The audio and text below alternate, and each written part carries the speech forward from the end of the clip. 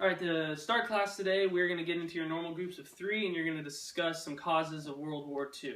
Then after you guys discuss them in groups, we'll come back together and we'll talk about them as a group. And then I'll give you the actual causes of the war that I have listed out here. So my first cause that I have is the Treaty of Versailles.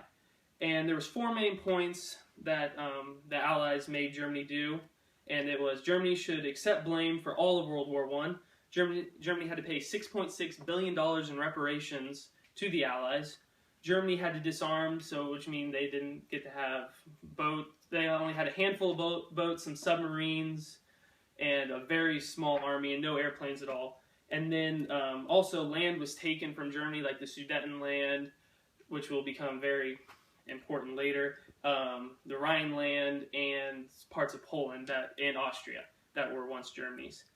And so, as a class, do you guys think these terms were too harsh on Germany? Like if the Allies had been easier and involved Germany more in the discussions during the Versailles Treaty, do you think a Second World War could have been prevented?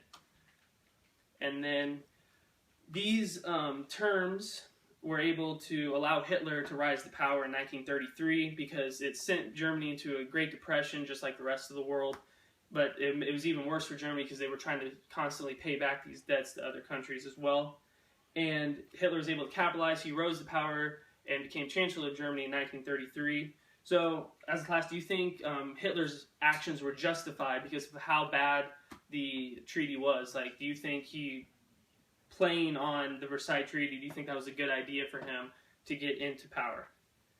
And then the final point I have is Neville Chamberlain tries to appease Hitler by giving him the Sudetenland back, thinking this would satisfy Hitler. So basically it was a policy of appeasement, what Britain was going for. He was the British Prime Minister. He was elected in 1937.